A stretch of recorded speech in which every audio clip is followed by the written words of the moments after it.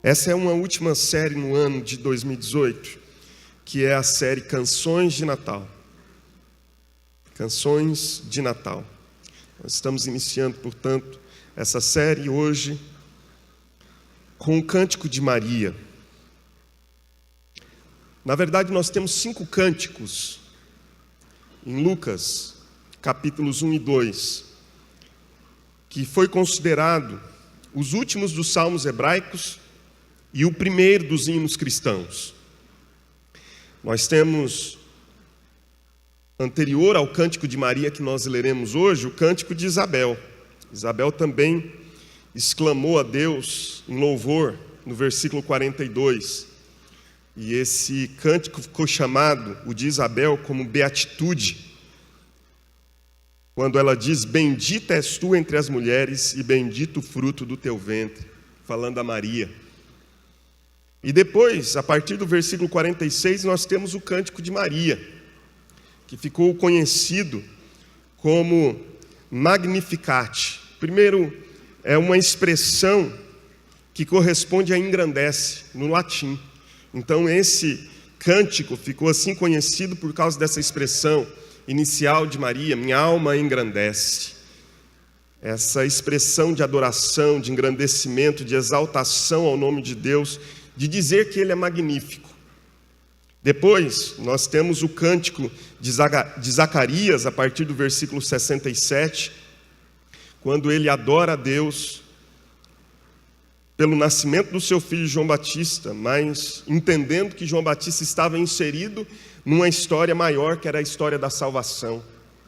Esse cântico de Zacarias ficou conhecido como Benedictus, por causa do seu louvor, dizendo: bendito seja o Senhor. Depois, nós temos o Canto dos Anjos, no capítulo 2, versículos de número 14, nós temos aí os anjos louvando a Deus e declarando: glória a Deus nas maiores alturas e paz na terra aos homens, a quem Ele quer bem. E esse cântico ficou conhecido como Glória in excelsis Deo, glória ao Deus excelso. Essa canção dos anjos fora, portanto, a 4ª canção que nós tivemos aqui quando do nascimento do Senhor Jesus Cristo. E por fim, temos o Cântico de Simeão, que está registrado nos versículos 29 até o versículo 32, quando Simeão também louva ao Senhor por ter nos braços o menino Jesus, recém-nascido. Ele louva a Deus porque Deus lhe havia revelado pelo Espírito Santo que ele teria essa experiência antes da sua partida, e assim foi. E nós temos então também o Cântico de Simeão. São 5 cânticos. Durante esse mês, portanto, a partir de hoje, nós vamos estudar 4 deles, começando pelo Cântico de Maria. O Cântico de Maria. Depois iremos para o de Zacarias, dos anjos e, por fim, o Cântico de Simeão. Queria pedir a você, então, que me pudesse dar alguns minutos da sua atenção para que nós buscássemos compreensão aqui do que o Cântico de Maria tem a nos dizer. Verso 46. Então disse Maria: a minha alma engrandece ao Senhor e o meu espírito se alegrou em Deus, meu Salvador, porque contemplou na humildade da sua serva. Pois desde agora todas as gerações me considerarão bem-aventurada, porque o poderoso me fez grandes coisas. Santo é o seu nome.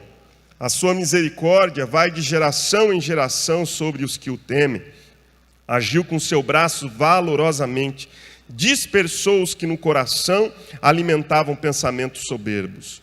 Derribou do seu trono os poderosos e exaltou os humildes. Encheu de bens os famintos e despediu vazios os ricos. Amparou a Israel, seu servo, a fim de lembrar-se da sua misericórdia, a favor de Abraão, e de sua descendência para sempre, como prometera aos nossos pais.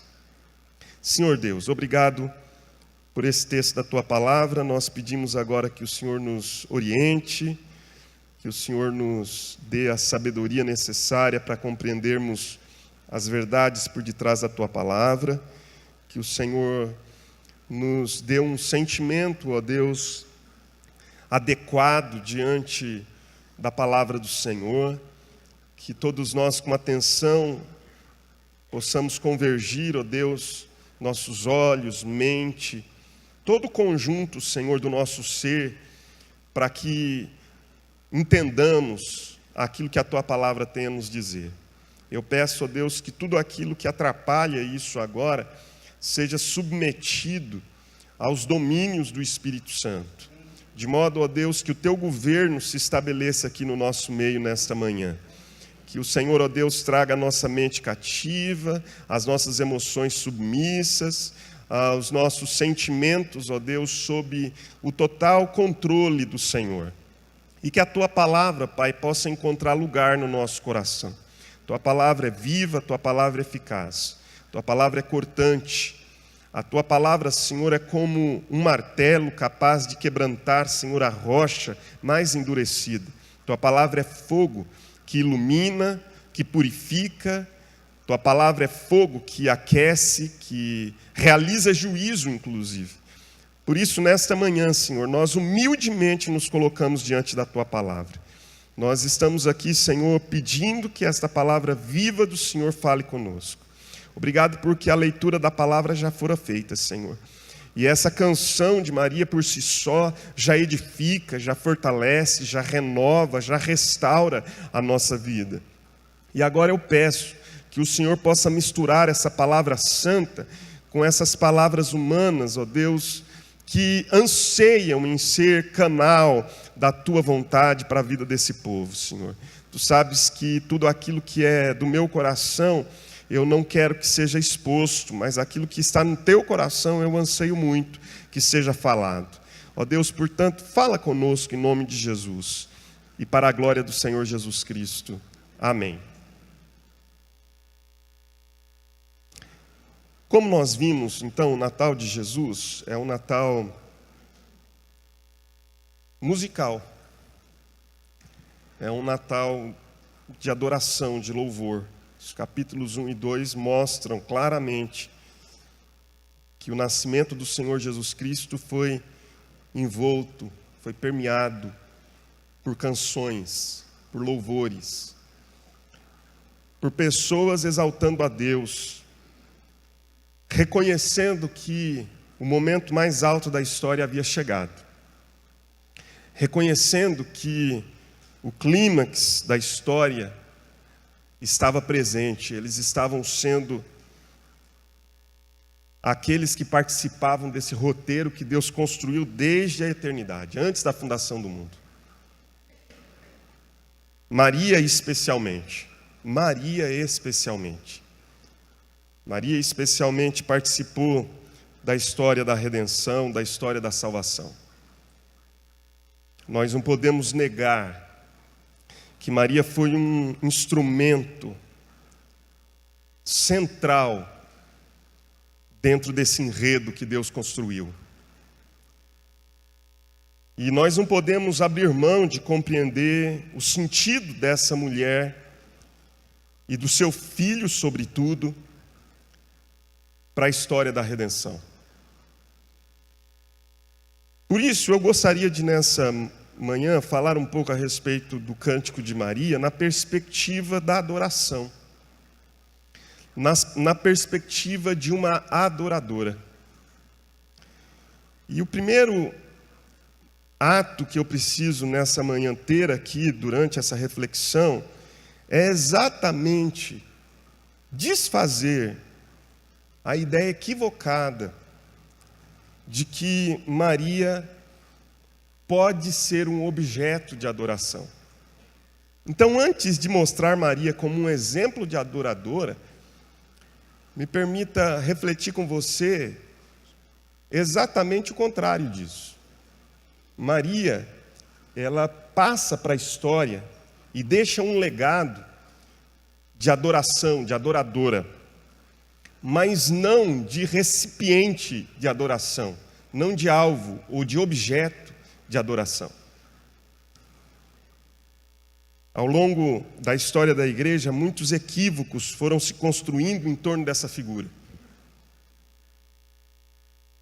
Um deles foi de que Maria era uma pessoa impecável, de que Maria era imaculada. Não é essa expressão que muitas vezes nós ouvimos sobre ela? Imaculada, alguém sem mácula.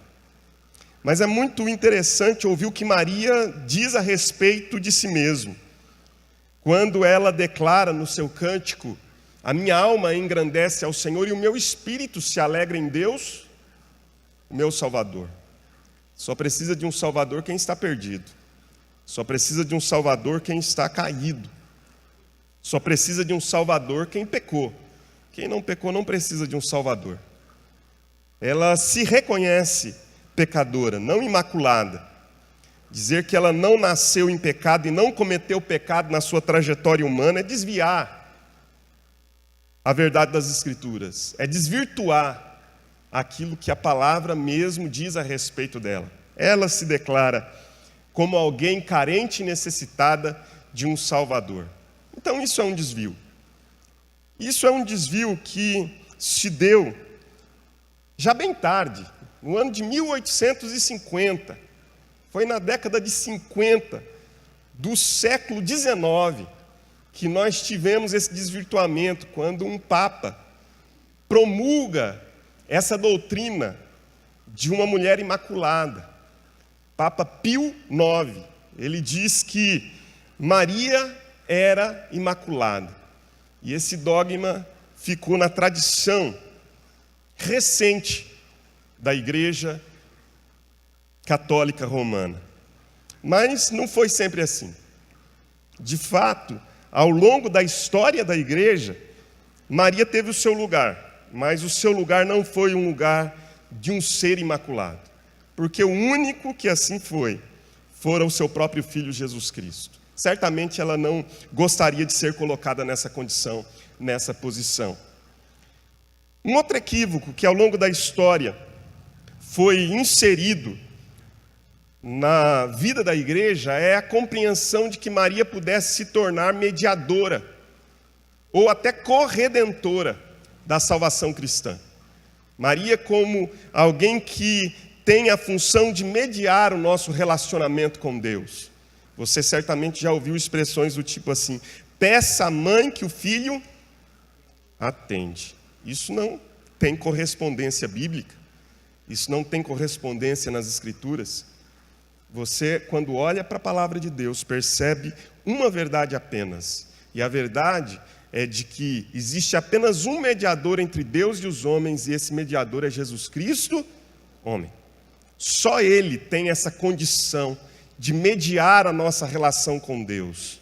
Só Ele tem essa condição de fazer a ligação entre homem e Deus. Jesus mesmo declara, falando sobre a redenção, que ninguém mais possui este lugar, senão Ele. Eu sou o caminho, a verdade e a vida, e ninguém vem ao Pai, senão por mim.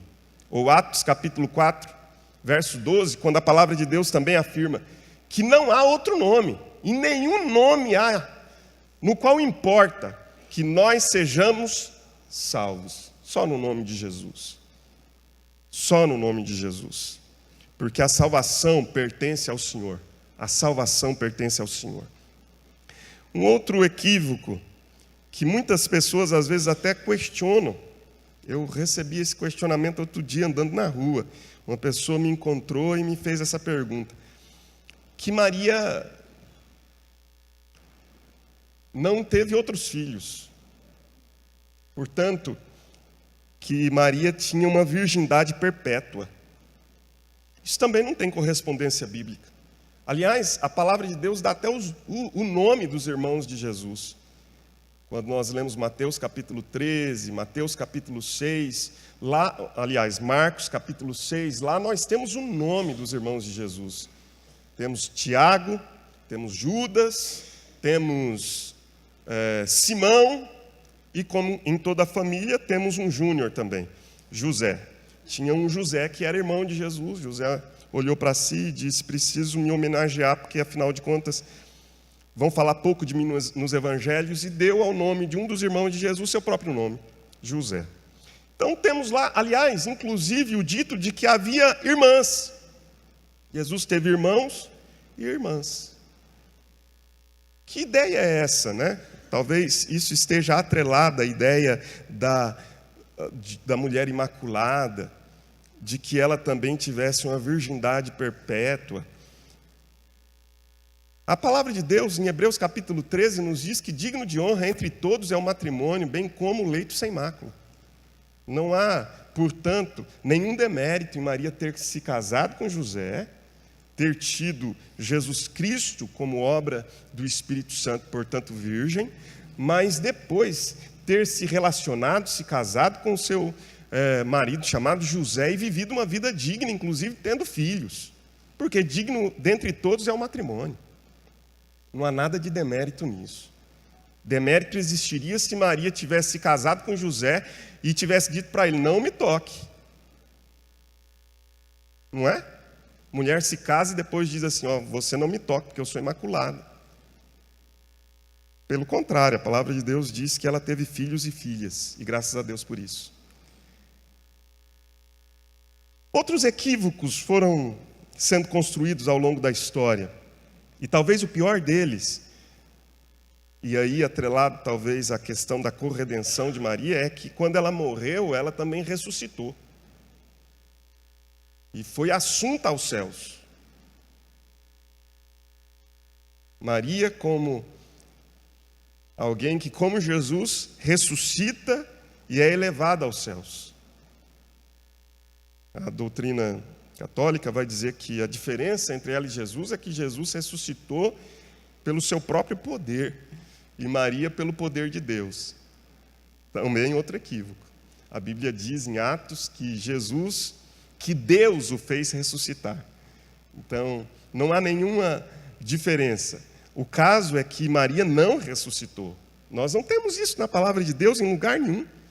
Que ela ressuscitou, foi assunta aos céus, se tornou rainha dos céus.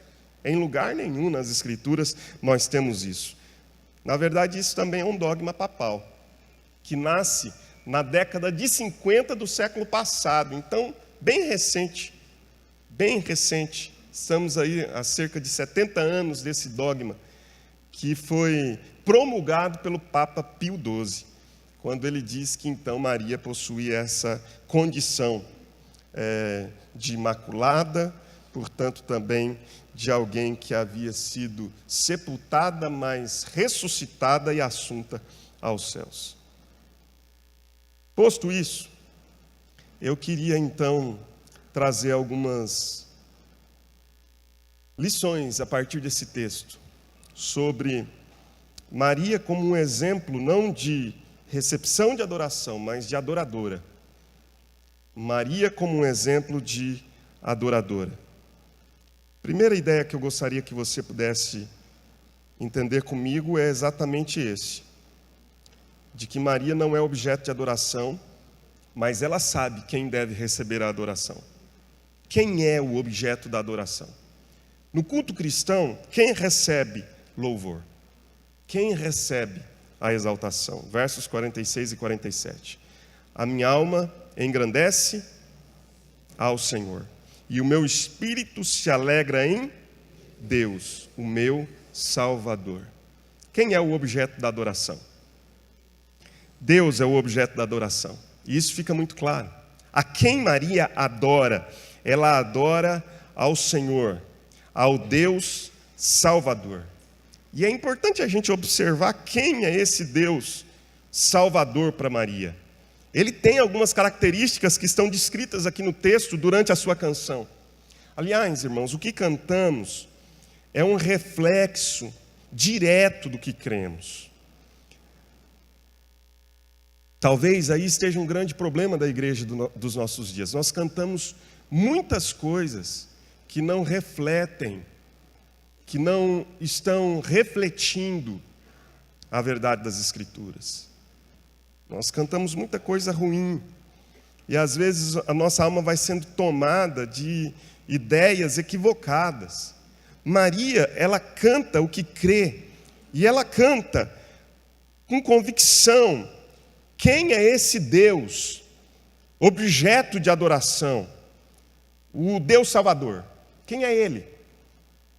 Ela reconhece que esse Deus é um Deus que está atento aos movimentos dos homens. Ela sabe que Deus não é um Deus distante. É isso que eu gostaria que você pudesse entender no cântico aqui. Deus não está distante, apático, não está a uma distância de segurança do ser humano. Não, Deus sabe exatamente o que está acontecendo na história e Ele está atento a cada um dos movimentos dos homens na história. Verso 48 diz, porque Ele contemplou na humildade da sua serva. Deus olhou quem Maria era, viu a baixeza dela, viu que Maria era um ser humano carente da graça, e Maria diz, olha, Ele me contemplou na minha baixeza, na minha humildade, Ele me contemplou na minha indignidade, no meu imerecimento, e me fez ser digna. Quem é esse Deus? É o Deus que pega pessoas indignas e coloca-os em lugar de dignidade. Maria, longe de dizer, eu sou digna de adoração, ela diz, eu sou indigna. Mas Deus me contemplou lá do seu alto trono, contempla a minha indignidade aqui embaixo, e fez com que eu me tornasse alguém digna, a ponto de que todas as gerações me considerarão bem-aventurada, não doadora de bênçãos, mas receptora de muitas bênçãos. Eu fui recepcionada com tantas bênçãos da parte de Deus. Em outras palavras, me parece que Maria está dizendo assim, atente para um Deus que é um Deus presente na história, um Deus que está atento aos movimentos dos homens na história, um Deus que controla soberanamente todas as coisas, porque o seu braço, verso 51, é um braço que está atuante, as suas mãos invisíveis estão atuantes. Ele dispersa aqueles que alimentam no coração a soberba. Ele derruba do trono os poderosos, mas Ele exalta os humildes. Ele enche de bens os famintos, mas Ele despede vazios os ricos. Deus é um Deus que tem o controle da história e do movimento dos homens nas suas mãos. É Ele quem eu adoro. É isso que Maria está dizendo. É a Ele quem eu adoro. Um Deus que sabe o que está acontecendo aqui embaixo. Não um Deus que está distante. Não um Deus que está apático ou indiferente às nossas realidades. Esse Deus é um Deus poderoso, verso 49. Um Deus que faz grandes coisas, porque o seu nome é santo. E outras coisas mais. Segundo lugar, nós temos aqui a atitude de um adorador.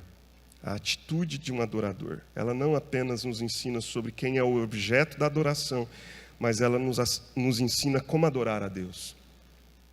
Ela não apenas nos ensina a quem adorar, mas também como adorar. Esse Deus que carrega tantas virtudes, esse Deus que é poderoso, que é santo, que é misericordioso, que é fiel às suas alianças, esse Deus é o Deus também que merece ser adorado. E como Ele deve ser adorado? Como? Em primeiro lugar, Maria nos ensina que a adoração não é uma adoração exterior, não é uma adoração estética, não é uma adoração aparente apenas. Ela diz, a minha alma engrandece ao Senhor, o meu espírito se alegra em Deus.